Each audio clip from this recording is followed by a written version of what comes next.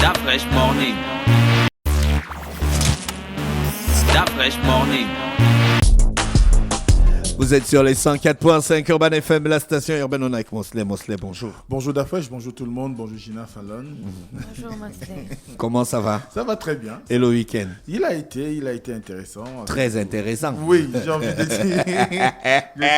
je suis quand même en droit de le dire, oui, très intéressant. Qui t'a empêché ce droit-là? Ouais, big up à la team Pinky. Pinky. Alors, ce matin, on parlera de quoi? Non, ce matin, on va aborder toujours la politique, en rapport avec la dernière sortie d'Estelle Ondor, qui estimerait qu'il y aurait un problème, on va dire comme ça, un problème fond au niveau de l'État, sinon au niveau de l'administration publique, en rapport avec la dernière communication sur la démission du maire. Donc, c'est pourquoi nous, on a posé la question de savoir s'il existait vraiment un problème fond à la suite de l'embryo à la mairie de Libreville. Donc, parce qu'aujourd'hui, c'est une question d'actualité, tout le monde le sait, depuis le 9 juin, nous sommes englués là-dedans. On nous a présenté une communication du gouverneur de la province de l'Est-Tuaire dans laquelle on nous faisait savoir que le maire de Libreville avait démissionné. Et de ce qu'il en est, les analyses vont bon train. D'ailleurs, beaucoup de personnes se posent énormément de questions. On n'a pas eu réellement de communication directe de l'ancienne idylle ou de l'idylle de Libreville. C'est vrai que juridiquement, il est encore là pour assurer les affaires courantes jusqu'à la convocation, sinon à la tenue du prochain conseil municipal, parce que vous savez que dans la communication du maire de Libreville, de madame le gouverneur de la province de l'Est-Tuaire, il avait été indiqué qu'il y aura un conseil des ministres, qu'est-ce que je raconte? Il y aura un conseil communal, donc un conseil municipal le 17 juin, et à ce moment-là, ils vont procéder au remplacement de M. Eugène Mba. Et depuis là, les communications vont bon train. Les gens interprètent cela comme, pour certains, comme étant la suite d'une manœuvre qui se jouerait du côté du palais du bord de mer, parce que étant dans la gestion d'une manne assez importante, le maire de Libreville serait l'objet de pression. Mais dans l'expression même du député du deuxième siège de la commune d'Oyem, donc du deuxième arrondissement de la commune d'Oyem, et il est question aujourd'hui d'une volonté de pouvoir écarter la communauté fond de la gestion de la commune de Libreville. Et cela lui a valu des intimidations, ça lui vaut aujourd'hui un certain nombre de menaces, parce que beaucoup estimeraient qu'elle se serait engagée sur un sujet qui d'autant plus est sensible. Vous savez qu'à chaque fois que nous sommes à l'approche de l'élection présidentielle, du moins de cette échéance-là, il y a toujours des sorties du bois où on a l'ethnicisme qui revient en force. On a comme ça un engagement politique pour essayer un tout petit peu peut-être de freiner les ardeurs des populations de la communauté ou exacerber pour certains, pour arriver à faire en sorte qu'on pose les fonds ou la communauté comme étant un problème dans la gestion même de l'État au Gabon. C'est vrai qu'aujourd'hui, quand on regarde de près, on a envie de donner un tout petit peu raison à cette interprétation, parce que quand on voit un peu la répartition aujourd'hui des fonctions au niveau de l'État, on se pose la question: où est passée la communauté fond, notamment on pourrait dire la communauté fond de l'Est-Tuaire. Vous savez que, par exemple, si on parle de la situation de la mairie, il y a souvent eu un jeu de l'alternance entre la communauté Mpongwe et la communauté fond pour gérer à tour de rôle la municipalité. Mais depuis l'arrivée de Léon Nzoué, qui a conduit à son emprisonnement et les affaires dont fait l'objet aujourd'hui Jeune Mba, il y a des interrogations, il y a des communications qui vont dans le sens de se demander si finalement cette histoire de corruption qui n'a de valeur ou qui n'apparaît que quand c'est un fonds qui est à la tête de la municipalité, surtout aussi avec l'affaire du grand marché de Libreville qui épingle également l'ancien maire Jean-François Ntoutou-Memane. Donc derrière, beaucoup y voient une volonté manifeste aujourd'hui de faire en sorte que la communauté ne soit plus en mesure de pouvoir participer à la gestion même de la ville de Libreville. Ensuite, il y a l'idée que c'est un besoin pour certains de venir contrôler la manne financière qui est là. Cette manne financière qu'on dit osciller entre 150 millions et 200 millions par mois et qui représente quand même un fort capital pour ceux qui ont besoin de se construire, on va dire, une certaine fortune et qui ont besoin d'exister peut-être politiquement parce que souvent, on a vu que parfois la corruption alimente beaucoup plus le monde politique, alimente certains individus pour leur prestance individuelle et à ce moment-là, c'est la question qui se pose aujourd'hui, c'est vraiment celle-là. Est-ce qu'il y a dans la géopolitique qui est celle de la gestion de l'État aujourd'hui, une volonté manifeste de faire en sorte que la communauté FAN ne parvienne plus on va dire, aux postes qui permettent de pouvoir refléter un tout petit peu la puissance de l'État au niveau du Gabon, donc aux fonctions qui sont assez importantes dans notre pays.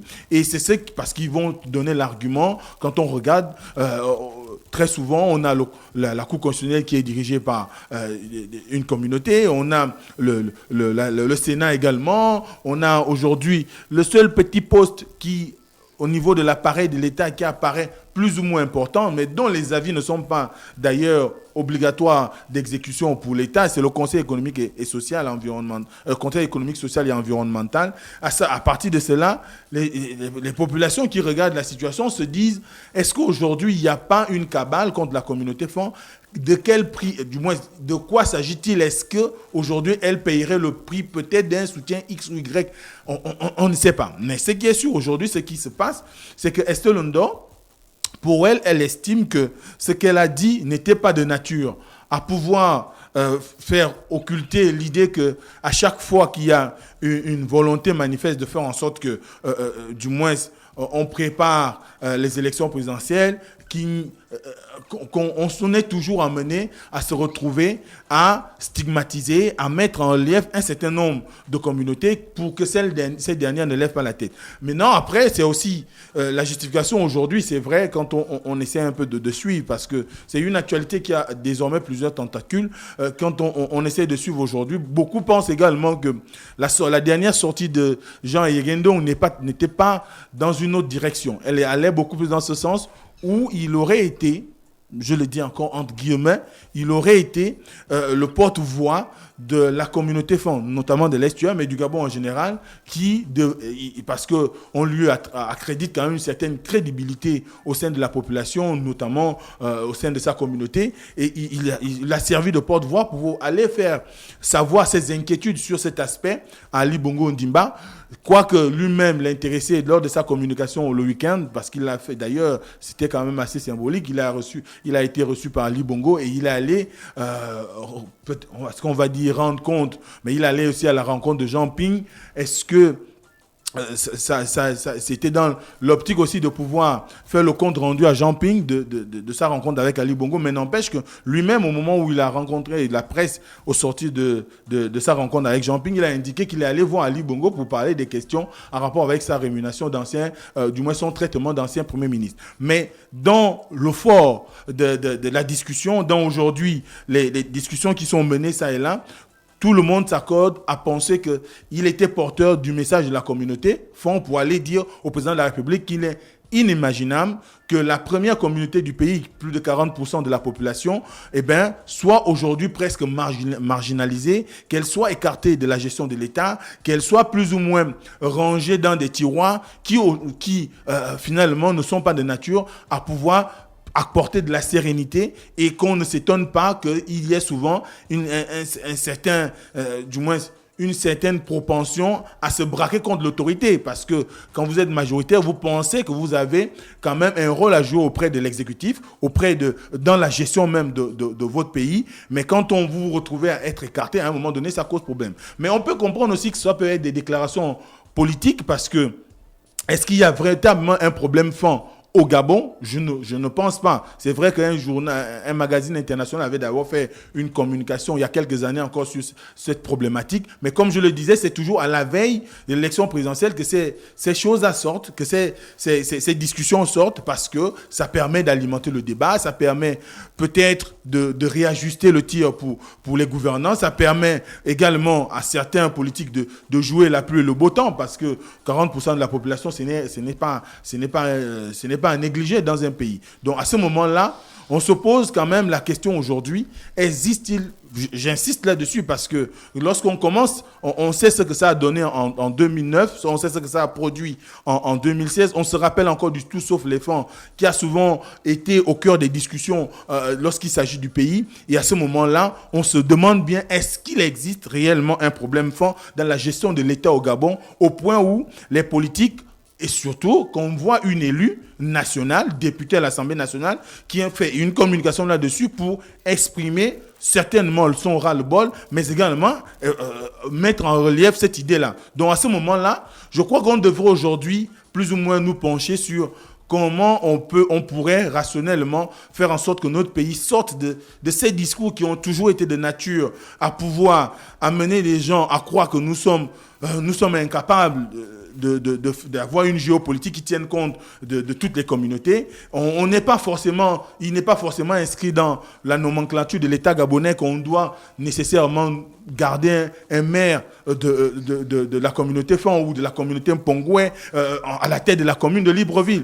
Donc il faudrait aujourd'hui qu'on essaie un tout petit peu aussi de voir comment la géopolitique qui a été celle mise en place par Omar Bongo peut être corrigée, peut être revue, on peut y apporter de nouvelles idées, des changements qui pourraient permettre à ce que nous puissions offrir à notre pays des gens dignes, capables de pouvoir conduire la destinée des différentes communautés que nous avons à travers le pays. Quand je parle de communautés, je parle évidemment des villes, mais également des départements que nous avons, et qu'il faudrait désormais chercher beaucoup plus de talent, la compétence, que de regarder sur l'origine communautaire. Je ne dis pas que ça n'a pas de valeur. C'est important qu'on ait à valoriser nos communautés, mais je pense que dans la gestion même de l'État, on devrait nous inscrire dans une logique de mise en avant des compétences, de mise en avant des valeurs intrinsèques des individus. C'est à ce prix-là que nous pourrons atteindre le développement que nous escomptons. Mais si nous sommes toujours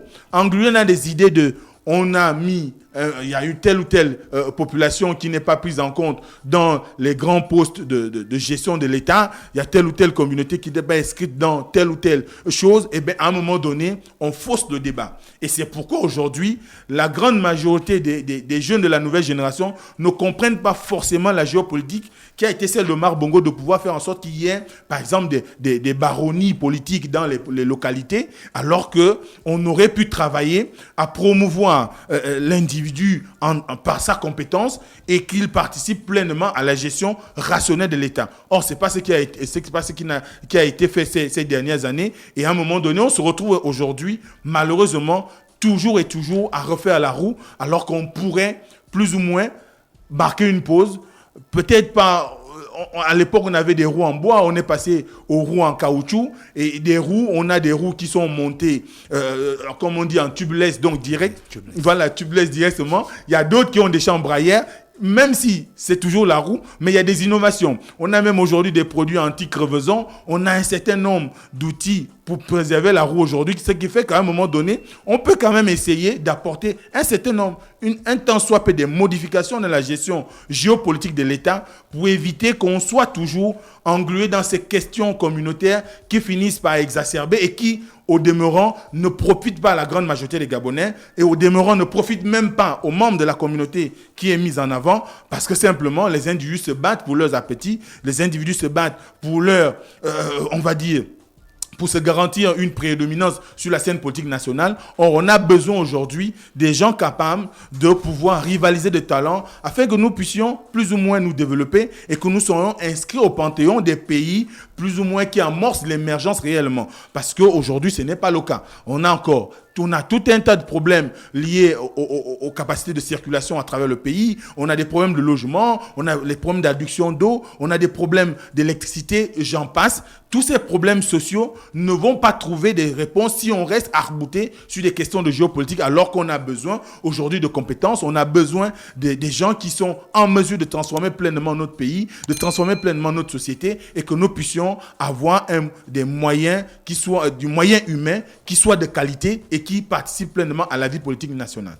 Merci Mosley qui revenait donc sur la politique ce matin dans le cadre de la rubrique Urban Mosley sur les 104.5 Urban FM, la station urbaine. On fait un petit tour en musique avant de retrouver René Rutopo, l'horoscope des auditeurs. that fresh morning.